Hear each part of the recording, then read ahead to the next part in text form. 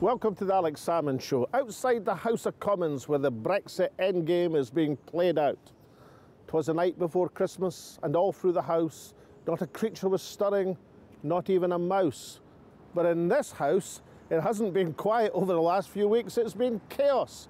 With motions, counter-motions, coups, counter-coups, votes of confidence tabled and then defeated. Votes of confidence not really tabled at all. Final settlement Brexit motions tabled and then withdrawn. It's been total chaos for weeks. Today, we'll be asking some of the key players across the parties, is the Brexit endgame going to end in stalemate? And asking them why things will look up from their point of view in 2019. But first over to Tasmina in the studio with your tweets, your emails and your messages. Thank you, Alex. And another great response to our show last week from Copenhagen. Mick says, with all due respect to Denmark, in might and power and reach, she is no UK. Margaret says, interesting to see Brexit from a Danish view. Certainly don't think any country would wish to follow our example, lol. George says, as a Scotsman with Faroese ancestors, I'm proud to see the Faroes being examined as a working example of how we, he means Scotland, could go it alone. Kenny says, do you think all of Europe needs to have a look at the immigration policy? There seems to be a lot of disquiet all over Europe regarding immigration, leading to the rise of the far right.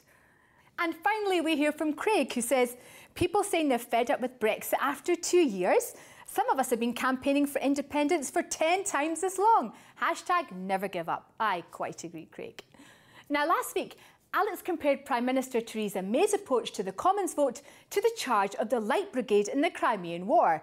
Cannons to the right of her, cannons to the left of her, and cannons in front. However, at least the Light Brigade made a charge. In contrast, the Prime Minister pulled stumps on her Brexit proposal even before the first whiff of grape shot. It was as if her cricketing avatar Geoffrey Boycott had decided to stay in the pavilion eating the sandwiches instead of facing the fast bowling. Then she survived an insurrection led by the double-barrelled Jacob Rees-Mogg. And after a quick sojourn to Brussels to be called nebulous by Jean-Claude Juncker, the Prime Minister was back to the Commons this week with her dead bat at the ready, rebuffing Jeremy Corbyn's attempts to have her Brexit proposals retabled and then finally given a decent burial. The Prime Minister wants to keep her deal on life support until the new year. It is the ghost of past Christmas. We've now had 3 days of debate on the withdrawal agreement, setting out the terms of our departure from the EU and the political declaration setting out our future relationship after we have left. I've listened very carefully to what has been said in this chamber and out of it.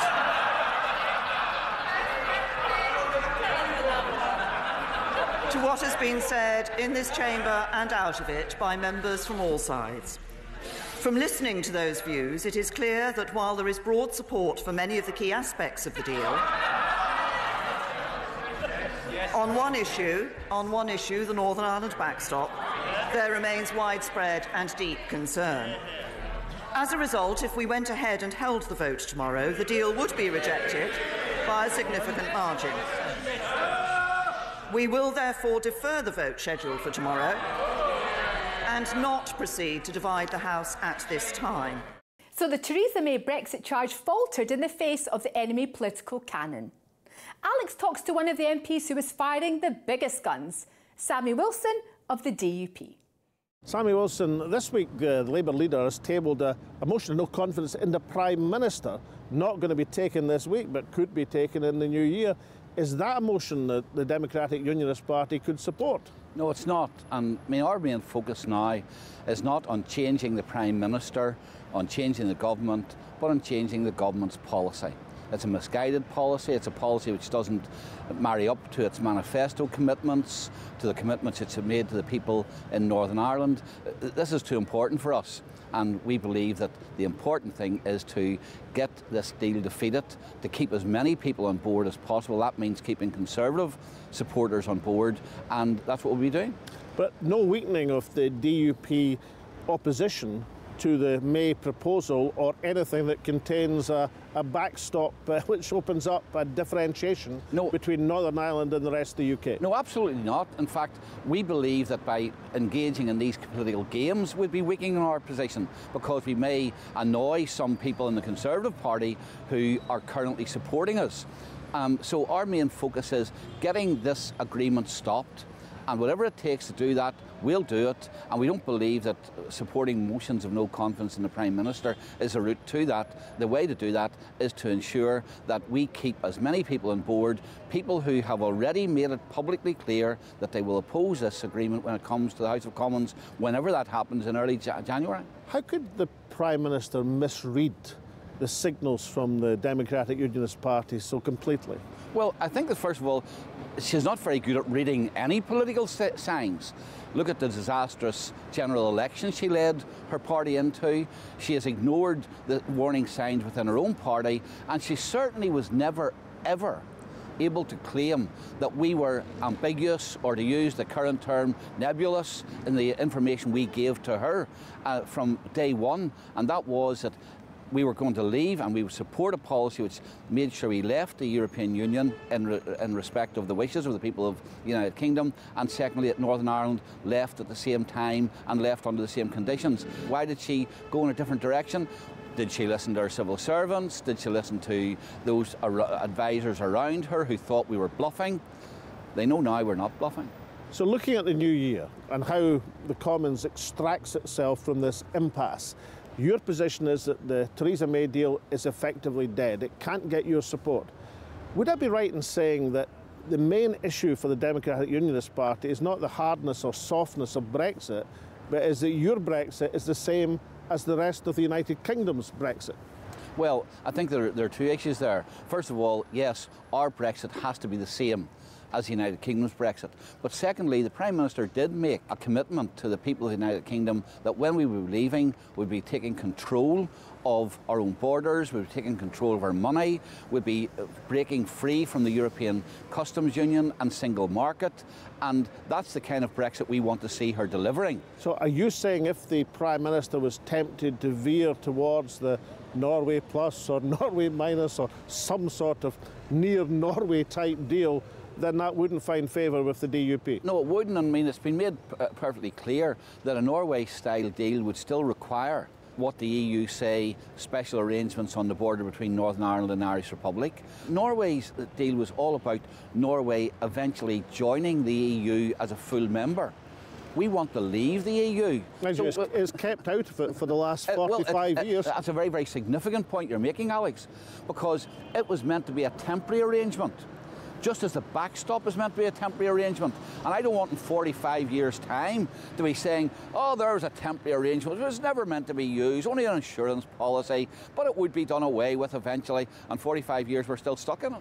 On the other hand, Norway is the second most prosperous country in the world by most measurement. They're not doing too badly in their temporary arrangement. And they're not doing badly because of oil and because of other assets which they have, and the ability that they've had to keep their fishing industry clear from... Are you telling me a small country with oil was in a very good position? A small country with oil is in a very good position, but a small country with oil linked to the fifth biggest country in the world is in even a better position. Sammy Wilson, I'm putting you in the mode of Father Christmas. You're Santa Claus, and you've got a wish that you can grant to the beleaguered Prime Minister Theresa May.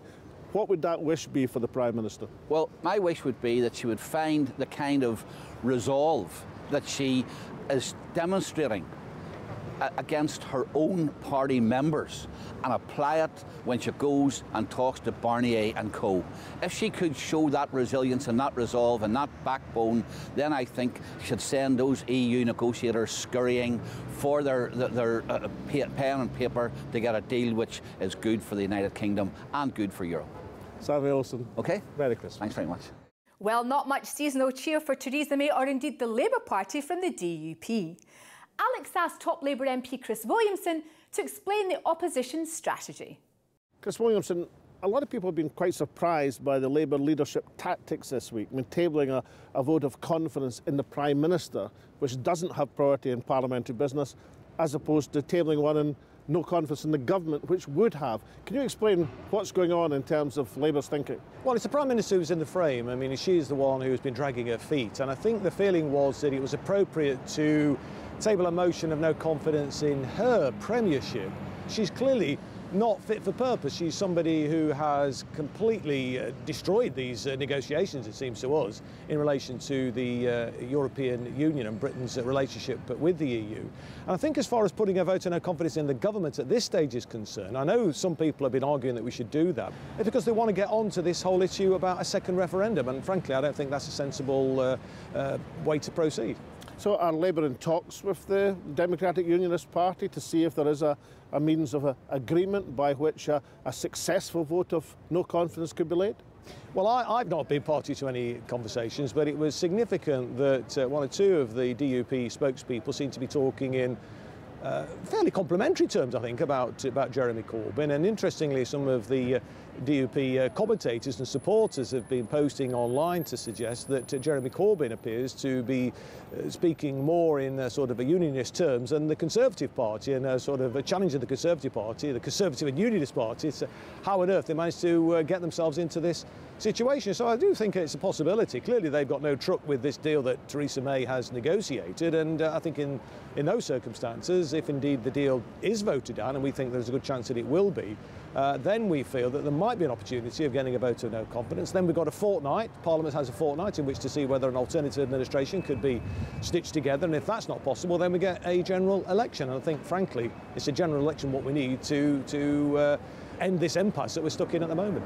But wouldn't a rapprochement between the DUP, the Democratic Unionist Party, and Jeremy Corbyn be a bit of a leap of faith? Look, you know, in the end, politics are the art of the possible, and, you know, I think the DUP would potentially take a pragmatic view on it. I mean, look, who would have thought that Ian Paisley would have sat down with Sinn Féin, you know, and Martin McGuinness and sharing power? You know, you'd have just sort of said that would never have ever been possible. I remember Ian Paisley making his speech in Belfast when he was chanting, never, never, never would he surrender, in that sense. So, yeah, I mean, look, politics is a moving feast, and particularly now, and I think anything is possible. But how, after all the tumult of the last few months, have we seemed to have reached a position at the end of the year where the Brexit denouement seems to be a stalemate? Well, I mean, I think this is what happens when you have a divided parliament and a minority government, and obviously a government which has been negotiating in a way which I don't think is in the national interest. I think they've been driven by their ideology. I mean, they're quite happy, many of them anyway, to have a deregulated tax haven, frankly, off the coast of mainland Europe. And I mean, I think what many Conservatives would like to see is Britain becoming the bargain basement economy of the European Union in an attempt to entice companies to locate here where it's easier to exploit workers. And I think, you know, from the European Union's perspective, I don't think they were too keen to have this bargain basement economy off the coast of Europe. I think if it was an arrangement that was negotiated, say, by a Labour government, then we'd be coming at it from a very different perspective. We'd be wanting to see the protections, the environmental rights, the workers' rights, the consumer protections, very much as a floor rather than a ceiling, which is where I think this particular government's coming from. So let's look forward. 2019, what are going to be the moves that's going to break the parliamentary impasse and provide the breakthrough to get to a satisfactory endgame on Brexit? Well, frankly, short of a general election, I'm not quite sure that there is any other way of breaking that impasse. Parliament is hopelessly divided. The Tories are riven. There are some differences of opinion, certainly on the Labour benches, and probably in every political party there are differences of opinion. And it's a very tricky state of affairs. I'm not in favour, frankly, of a second referendum, however. I think, you know, we gambled and we lost. I think calling for another referendum would undermine still further trust in the democratic process. It would increase cynicism, and more worrying than that, I think, is that it could unleash very dark forces in our country. We've seen the rise of the far right across mainland Europe. We're seeing it even in this country. I think a second referendum would be a gift to those extremists, and who knows where that could end. So my preference would certainly be to continue to press for a general election. Now, I'm putting you in the persona of Father Christmas, and you've got a wish to grant Jeremy Corbyn, your party leader, for the new year? What's it going to be, Chris? Oh, number 10. Keys to number 10 Downing Street, obviously, yeah. Chris Williamson, thank you very much. Thank you. Join us after the break, where we'll be talking to representatives of the two other crucial groups in the Commons, the Labour Brexiteers and the Scottish National Party. We'll see you then. Welcome back. The fate of Brexit is not just in the hands of the government, the opposition and the DUP. The small band of Labour Brexiteers have a potentially key role in the new year, as does the Scottish bloc of SNP MPs growing increasingly restive about the Westminster Brexit bourach. This is what was said in an SNP emergency debate on the issue this week.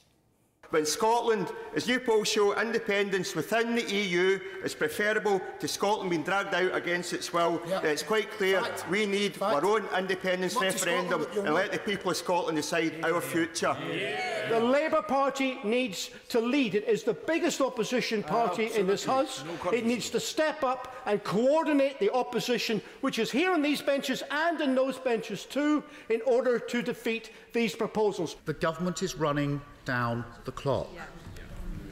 But running down the clock is not governing. And it's certainly not governing in the national interest. This deal will come back to the House in the new year, when we have had time to respond to the concerns expressed to date and hold those further discussions with the EU 27. There is broad support across the House for much of the deal. Alex asks Kate Hoey, one of the most convinced of Labour's small band of Brexiteers, and Angus MacNeil of the SNP, to stare into their crystal ball to see whether Brexit and the shape of Christmas is yet to come. Kate Hoey is a pro-Brexit Labour MP. Are you getting a bit worried that the party leadership might be softening towards a soft Brexit? No, actually, I don't think so. I think I've got a lot of confidence in our leadership, because I think Jeremy's instincts are very clearly to get us out. He accepts the result of the referendum. He knows that he's got to keep his party together. He's played it quite carefully, balancing what is Labour Party policy, which of course is that if we don't get the general election, then all options are open, including a second referendum. But it's generally thought that Labour membership are sympathetic towards Remain and a second referendum, but you're suggesting that Labour supporters, wider than membership, have a different view. Yes, and I think the difference is too in London. You know, it's very easy when we're here in London, and very much Labour is kind of dominated by London, which it didn't used to be, to forget that outside there, and once you get into the Midlands and up into the north, there really are a lot of MPs. Remember, 70% of MPs where there was a leave vote out of London were Labour MPs, and they are very torn because they know their constituencies are not happy if there's a second referendum. They really don't want to go through all this. I think the public generally now, you know, we've had this saying about we just want to get on with it. I think genuinely people are fed up with it, and they can't understand also why we haven't left. They didn't understand the whole Article 50 process, and you know, they think two and a half years later, why are we still in the EU when we voted to leave? Angus MacNeil is a very strong pro-independence SNP MP. Have you got any question marks that perhaps the SNP leadership seem keener on Europe than they are in promulgating Scottish independence? Well, I think the SNP leadership have gone as far as they can in trying to convince the UK from preventing itself to committing the harry-carry. I mean, the UK is determined to do itself economic damage. The SNP's manfully and womanfully done what it can to stop that. I think the SNP have gone far enough for that. We've got to leave them to their own devices. They will not listen to reason. The rest of the world's laughing at them, Europe's laughing at them, Scotland's laughing at them. We've got to move on and get ourselves on the lifeboat away from the economic carnage. And I think I've got a wee Twitter poll running, and it's about 90% to 10% of about 4,000 voters have said, and there'll be SNP members and supporters, of course, have said, let's get off the people's vote idea, pushing that referendum, and let's get on the second independence referendum, because that is what Scotland needs to do now, and this is a golden opportunity, of course, for Scotland. I haven't voted in your Twitter poll yet, but... there's an hour left. Do you not think that the SNP's position, which has been to be in favour of the single market, in favour of the customs union, there might well be an opening for that in the new year? There might even be a parliamentary consensus towards some form of Norwegian option. Don't you think that's coming? Well, I think if that sounds logical, that sounds sensible, but because it's logical and sensible, it's going absolutely nowhere with us in this Brexit debate. This Brexit debate has been governed by the opposite of logic and sense. I think what they should do is revoke Article 50, but they won't do that. We in Scotland, of course, voted against this. There was the good sense in Scotland. The people's vote's a lottery, it's a gamble. We should get on something that's certain for Scotland and good for Scotland, and that's independence. Yeah, I mean, I think Angus is right about almost the nonsense of a second referendum, you know, so-called people's vote. You know, you forget that actually people did vote, but also, you know, this idea that somehow they automatically feel that everyone's going to change their mind and the referendum would be very different. I think it would be a very similar result with, if not Leave actually getting more, because I think there would be a very clear view that, you know, how dare you treat us as stupid, that we didn't know what we're doing, and this time we're really going to show you. So I think that's why there's not this great demand for a second referendum. The Prime Minister says she was against having a general election. Yes, she did, and she's changed her mind on a lot of things. And I mean, all that's done is made people just feel once again politicians don't stick to what they say. Kate Hoey, can you explain Jeremy Corbyn's tactics this week of putting forward a motion of no confidence in the Prime Minister, which didn't carry parliamentary precedence to be on the agenda, instead of a motion of no confidence in the government, which would have necessitated a debate this week? What was the thinking behind that? Well, I think Jeremy Corbyn realised that had no chance of getting through, and that it was going to be just a kind of, you know, we're showing our members out there that we're fighting the government. If we end up with no change to that deal and Northern Ireland really is being separated out, then that's when I think there would be a query of whether the DUP would feel it was worth supporting a no confidence. I think Kate's right. A confidence vote is going nowhere at the moment. A people's vote's going nowhere at the moment. And my concern is the SNP are spending a lot of energy following that route, when the route for the SNP, the whole reason for being, is for Scottish independence. And that's the route we should be following, and this huge opportunity that this Brexit disaster is giving Scotland to become independent. Final question to you both. Kate Hoey, we've ended the parliamentary year in effective stalemate. What's the way out of the impasse in 2019? Just get out on March the 29th, even without a deal. Get a lot of money now being spent on planning to make sure that we can do that. Short-term difficulties, long-term gain. And Angus MacNeil, what's your answer? Well, I think economics is going to steamroller the politics of this in the end, and I think when the economic carnage starts to bite, the politicians will have to roll over, because that can lead to huge problems and social unrest. So I think Article 50 will be revoked. I don't think it'll be extended, I think it'll be revoked. Such is going to be the fear of what this no-deal Brexit will do. And remember, everybody's describing at the moment no deal as a catastrophe on all sides. And when they don't accept the deal, they're left with either a revocation or a catastrophe. And I think they will have to go, after describing the option, the alternative as a catastrophe, they will have to go for revocation. And then I would say it will be Parliament versus the people, because we gave the decision to the people to leave, and for Parliament to try and overturn that will be absolutely an attack on genuine After so much agreement, we're ending the year on note of discord. But Kate Hoey, your Father Christmas, you've got a wish that you can grant to Jeremy Corbyn. What is Santa Claus going to give your party leader? The confidence to actually recognise and keep true to his genuine instincts. Every single lobby anti the EU for 30 years, he hasn't changed his views. He needs now to exert those views and actually get the Labour Party to be much more realistic about our future. Is best off out of the EU. And Angus MacNeil, your Mother Christmas, what's Santa Claus going to wish for Nicola Sturgeon? Well, I think Santa Claus will be wishing Nicola Sturgeon a referendum in 2019, a winning referendum in 2019, and also that her neighbours spare themselves economic carnage on our doorstep, in England, of course. And I think if we think back to 2014, had Scotland won its independence, then this chauvinist, anachronistic 19th century experiment of Brexit would never have happened, and the EU would be now an EU of 29 independent countries rather than a smaller EU of 27. And Jose Manuel Barroso should have thought ahead when he interfered in the Scottish referendum on the behest of David Cameron all those years ago. Angus MacNeil, Kate Hoey, a Merry Christmas to you both. Thank you. Thank you. By all normal laws of politics, the Prime Minister should have packed her bags from Downing Street by now.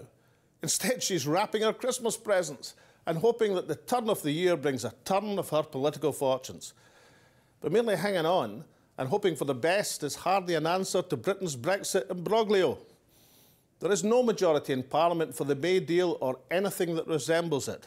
The Prime Minister capitulated on that last week. There is no more give from our exasperated erstwhile European allies. We also know there's no enthusiasm in the Commons for a hard Brexit or a no-deal Brexit. Equally, it seems unlikely that Norway Plus offers a safe haven anymore. And neither does the Parliament, for now anyway, have a majority prepared to say, let's just call the whole thing off. Most of these boats have already sailed, and the ones that haven't have big holes just below the waterline. The Prime Minister is no longer even the nominal captain of the parliamentary ship. She resembles more of a barnacle clinging desperately to the hull. Meanwhile, the Leader of the Opposition sounds a very uncertain note. The Tory Brexiteer flush is busted after their mistimed assault on their own leadership. Perhaps there's no longer any parliamentary captain at all, which would seem a certain way to run the ship aground. Even the Scottish contingent seems unsure as to when, or even whether, to launch their Caledonian lifeboat and chart their own course for the continent. In fact, the only parliamentary group who appear secure and determined in their own objectives are the Democratic Unionists. Make no mistake, the implications of a no-deal Brexit are far-reaching. Come April, car makers in the Midlands will wait in vain for their just-in-time parts. Beef producers in the north-east of Scotland will not savour a 40% tariff on the top end of their product. Financial services in London or Edinburgh will shift operations to those locations elsewhere which allow guaranteed access to their marketplaces. The idea that order can be extracted from chaos in less than the 100 days remaining for preparations is for the birds. However, and this is significant, the European Union seem rather better prepared for no-deal Brexit and have released their plans. How Downing Street must regret the last wasted 2 years of effectively zero contingency planning. Putting a gun to your own head and threatening to pull the trigger is hardly an effective negotiating tactic or a credible threat, either with our former European partners or indeed with recalcitrant members of Parliament. Since this is a Parliament which has reached impasse at the end of this year, it requires to make a resolution for the new year. If it cannot make a decision, then it needs to provide the means by which a successor Parliament can. Parliament should now take advantage of the Scottish ruling from the European Court of Justice, instruct the government to revoke Article 50. This would allow the time and space for either a general election or a renewed referendum or even just a rational discussion to break the deadlock and chart a way forward, free from the looming cliff edge. As we say in Scotland, that would make for a good new year. And so from Taz and me and all the team, it's a very Merry Christmas. Thanks for watching and goodbye for now.